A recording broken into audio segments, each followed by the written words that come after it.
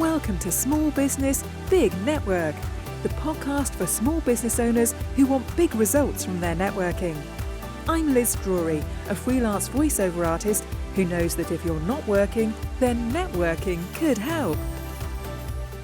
John Vlack is a videographer and content creator known as the Video Guy. He's found that taking a branded water bottle to social events has really helped with his networking. This week's episode is very kindly sponsored by Virtue Alley. Alison Matthews is a virtual pair of hands who can help small business owners with overwhelming tasks, such as running events or creating online courses. You'll hear more about her services later in the episode. Just listen out for the ding. Thank you very much for being my guest on the podcast today, John. Thank you for having me, Liz. It's a pleasure to be on. Now, you work in the field of video and content creation, but I'd like to know a bit about your background. Was it video that you trained in, and have you been doing this for a long time? Yeah, so I first started getting into video when I was in high school, trying to decide what to do as a career. And fortunately, when I was in high school, they offered kind of like a vocational classes per se. So there's like a separate trade school I could go to and learn different trades before like electing and going to university or college. And I took those and found that I really enjoyed media. And upon graduating high school, that's when I got an internship, worked for this company for about 9 years. And that's really where I, kind of blossomed as a video editor, really cut my teeth there. And then just this past year, I left and started my own business.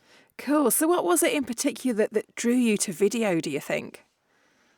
I think it was kind of like the magic of what you can do with video. I feel like when I was experimenting on the computer, back when I was in high school, it was cool to try to figure out how to do things, like make an explosion. It was very much like magic.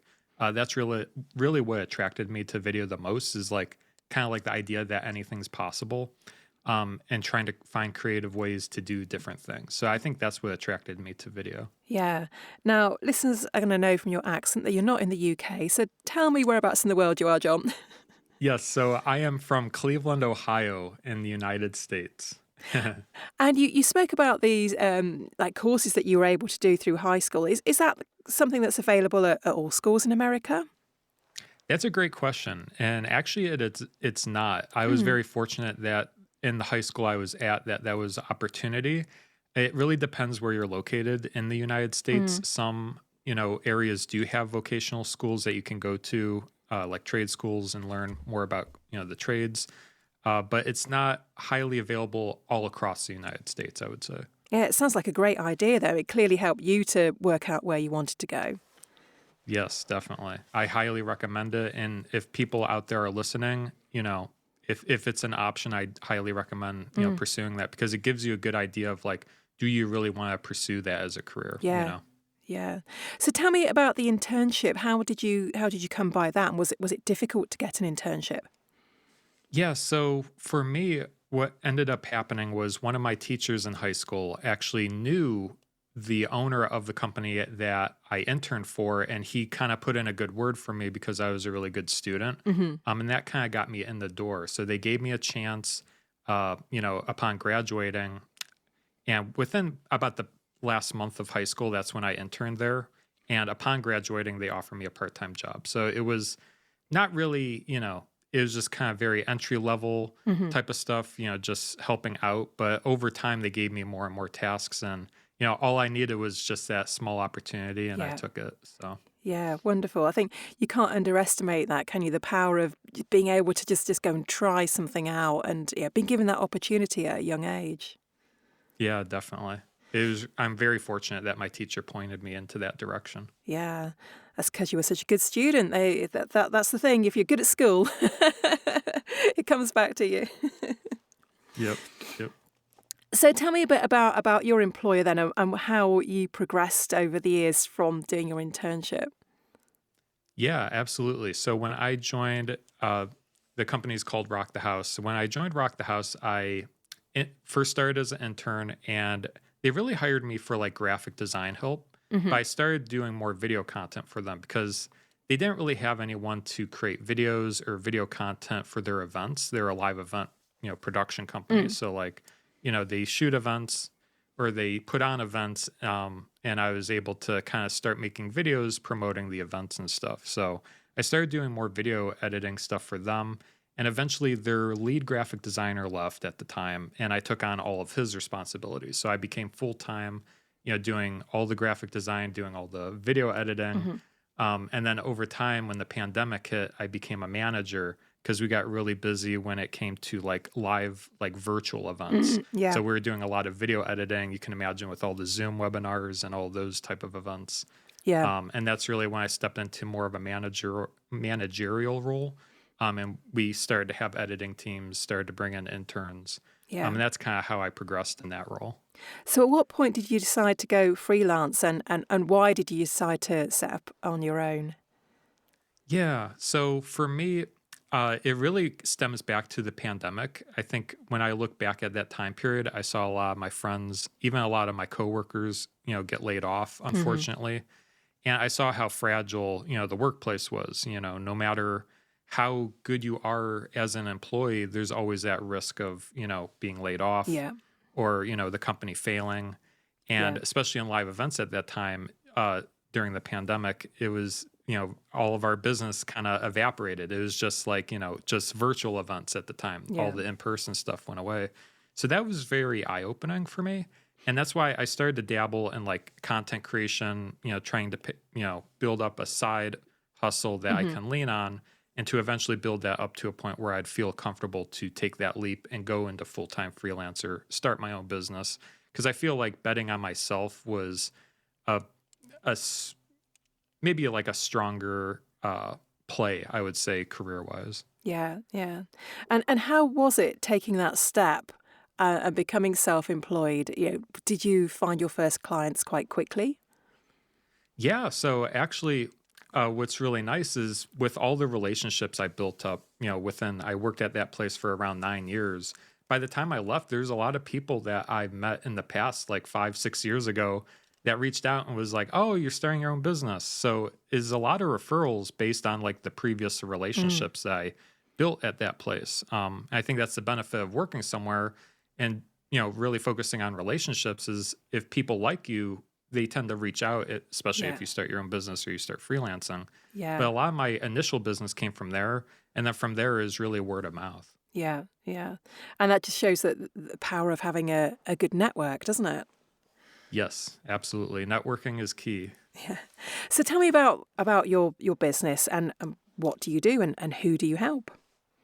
Yeah, absolutely. So I'm a freelance video editor primarily. So I help small businesses promote their businesses online, like social media, websites, if they need a video to promote their products, whether it's on their website or social media. I also do live events. So that's kind of like where I started from, Mm, working at the place I used to work at. So I do weddings, corporate events, any event that needs a highlight video or video content for that event, I can create. And those are the two primary segments, I would say. And then also, I'm a content creator. So hmm. I started kind of like an online community where I share, information on for other video editors to get started in video editing. I Mm, share tools and resources, tutorials to help other editors in their careers. yeah, I bet that's really popular, isn't it? It is, yes. And it's very competitive though, too. I feel like there's a lot of videos and a lot of, training out there that video editors can choose, but it's really rewarding though to, experience something and then share it on the internet. And if it can help other editors, it's really nice. Yeah, yeah. So you mentioned competition there. I imagine that being a videographer is quite competitive. What is it that makes you different? What makes your business stand out? It's a good question. I would say what makes me stand out probably against other videographers and even other video editors would probably be my speed. When I talk to other people of like why they hire me, it's because I can really turn around, videos really quickly. Hmm. That can burn you out, but I just have a natural talent of like being able to edit really quickly. Where it usually takes other videographers, other, video editors a long time to edit. Like a good example is like I just did a wedding. Like there's a videographer that had wedding footage. He wanted to find an editor to just pass it along and just have someone else edit the Hmm. wedding for him. And I took and I did it like in 2 days, where it would probably take a typical video editor at least maybe a week or two to probably edit a full wedding. Yeah. So like I think speed is probably the biggest differentiator. Yeah. Yeah. So how many clients would you be working with at any one time? There are a few different clients that I have like on retainer. So they're kind of like recurring. Every month they give me work, Hmm. it's like they always need a video for their business or, agency. So there's a few clients there, probably like I would say 3 to 4. And then there's like the one off clients that sometimes they have a project once in a while that they give me. But probably at any given point in time, I would say probably between 6 to 8 is a Hmm. good balance, I would say.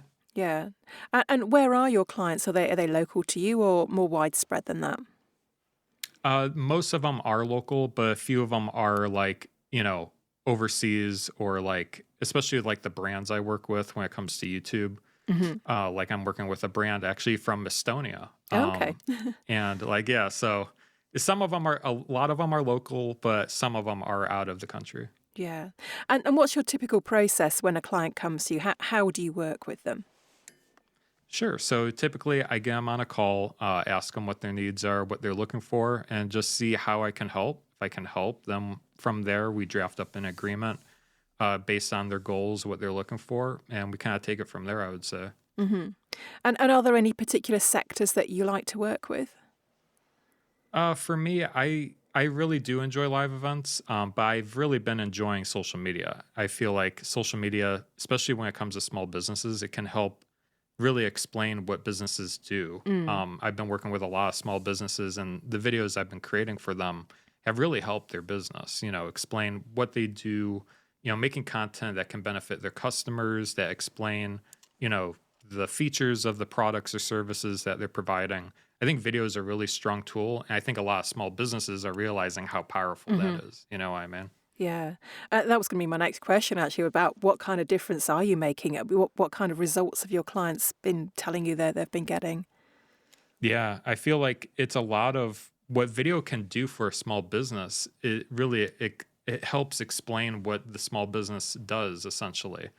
So it's a lot of just connecting with the customers. A lot of the small businesses that I work with are very much appreciative of my services, and they can see the impact of like they can articulate exactly what they do for their customers or their potential buyer target audience. So I feel like that's the biggest impact that Hmm. the videos that I help create for businesses have. Have you been procrastinating about launching a project such as an event or online course because it seems such an overwhelming task? Are you so lost in the rabbit hole of researching that you simply don't know where to start? Or is the fear of technology holding you back? You need Virtuali. Alison Matthews loves creating, and as an award winning business consultant and project administrator with decades of experience in supporting business owners and charities, she can help you break your project down into bite sized, manageable pieces and create a framework to get it started. She's been self-employed now for 10 years and started Virtuali Business Solutions to help savvy business owners be more organised, create structures and have automations to create more time, more passive income and more headspace. Let her take the tech overwhelm away and be a virtual pair of hands to support and guide you. If you'd like to know more about Ali, I'm pleased to announce that she'll be my guest in 2 weeks' time, so do listen out for her episode. In the meantime, you can find her online at www.virtually.uk or search for Alison Matthews on LinkedIn. Now, at the start of our conversation, we were talking about your internship and how important that was to you getting started. And I know that education and mentorship is something that you're really keen on in your own business. Are you able to offer internships for young people? Yeah. So actually, believe it or not, the teacher that recommended me to the place I used to work Hmm. for actually reached out with a student that's interested in interning. So he'll actually be interning with me virtually, though, since I do work from home. So Yeah. we'll hop on Zoom. If he has questions, he can watch me work, But I do offer like, one on one internships like that just to shadow essentially and just see how, my daily life looks like as a, solo entrepreneur. Yeah, and that's must be really valuable because, it's not something that you see every day when you're a child at school. You don't get to see inside the workplace. So I think it's great that you're offering those opportunities. Yeah, yeah, exactly. And I'm all in. I don't think one thing we didn't talk about is I didn't go to college, but I did go to that trade school like we talked about. So Mm, like for me, if I learn something, if I can give back to other people and really inform people, on how the workplace is, I'm really keen into that. yeah, yeah. Do you think that's held you back at all, or not at all by not going to college? That's a good question. I feel like it's a double-edged sword. I feel Mm, like it has held me back in some ways because, say if I wanted to get a job somewhere, a lot of businesses do hold that degree to a high standard, mhm, but it also kind of pointed me down the path that I am today where I started my own business and it's really based on proof of work, what mm. I've done. It's more based on relationships and it's not really about the degree. A lot No. of the businesses I work with, they don't really care if I didn't go to college. They want to know, can I make a video for Yeah. them? Can Yeah. I help their business? So I think it really depends on your goals. For Yeah. me, I could see both sides. It has helped, but it has also kind of pointed me or kind of narrowed my options, I would say. Yeah. Yeah. So let's come to networking now then. Tell me about how you like to network for your business.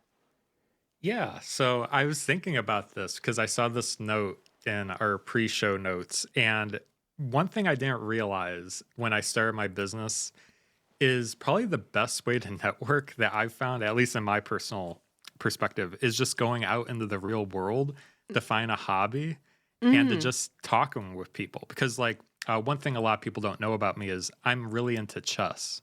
So I go right. to a lot of the local chess clubs Yeah. and where I live. And what I bring with me like a coffee mug that says John the Video Guy on it. Mhm. So it's a good conversation starter of like, oh, you do videos or what is John the Video Guy? And then I talk about like, oh yeah, I'm a freelance video editor. I do this and that. And people are interested and they always Yeah. keep me in mind just in case like, oh, I know someone, oh, they're getting married. They're looking for a wedding videographer. Or, oh, I know this business, they could use videos. So I think that's a really underrated way to network that I didn't really think about before I Mm. launched my business. And I went out, and naturally I just like playing chess. So I go to these chess clubs.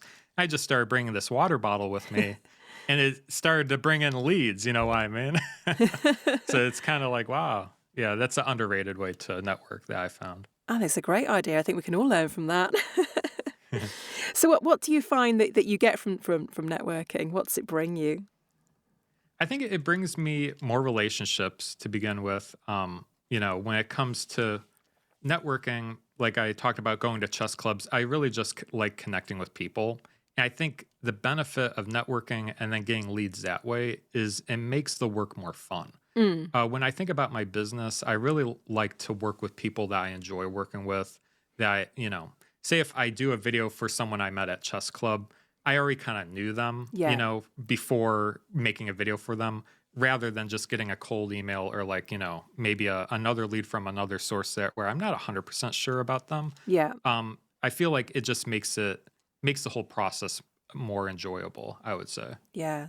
So aside from taking your water bottle to chess club, do you do any sort of more formal networking? To be honest, not really, not that much. I think like the second other area that leads come from would be my YouTube channel, Mm. because I make content on there to help other editors. Sometimes people will watch my tutorials and will be like, "Can you help me edit?" Do that. But it's indirectly. It's not like actually going to a networking event per se. It's more like passive networking, I would say. Yeah. Yeah. But really, yeah, that's pretty much it. I would say fortunately, a lot of my business came from referrals, and Yeah. with me going to chess club, that has really helped, along with my YouTube channel. That's kind of my whole strategy, I would say. Yeah, and as we talked about before, you'd also got all your contacts from your days when you were employed as well, and your people that you kept in touch with. So I think it's kind of important, isn't it, to not lose touch with people? Yeah, exactly. And that's why, like, when I left, one thing I didn't talk about or mention was when I left my place, I posted like on LinkedIn, on Instagram, all the different social media outlets that, hey, I'm starting my own business if you're interested. Mm, And a lot of people reached out after that. That kind of created a first initial wave. So I yeah, think just allowing, just putting it out there, just telling everyone, hey, I started my own business, I'm available. I think that can go a long way. Yeah, absolutely. Because if you don't shout about it, no one's going to do it for you, are they? Exactly. Yep. So is the networking, or maybe not the formal networking, but the relationship building, is that something that you encourage in the people that you're mentoring? Oh, absolutely. Yeah. I think it's one thing, it's one regret, I would say. It's one thing I wish I kind of did earlier in my career. But I Mm. feel like when I first started, I was very timid, just coming out of high school, where I was kind of more of afraid to talk to people. And I feel like I kind of came out of my shell a little bit more as I've grown in my career. I feel like confidence has developed over Mm. time, but it is definitely something I highly recommend for people starting in video or any type of business is to, relationship build, network, and really get to know people. Yeah, absolutely. So one final question then, John. If people are interested in finding out more about you and your business, what is the best place for them to find you? Sure. So you can find me at johnthevideoguy.com. I also have a YouTube channel. You can connect with me on there at John the Video Guy. That's all my social media handles. So yeah, feel free to reach out. Thank you very much. And if you're in Ohio, then look out for John's famous water bottle. Haha. Thanks for listening to Small Business, Big Network. If you found this podcast useful, please do rate, review, and subscribe. And don't forget to share it with the rest of your network too.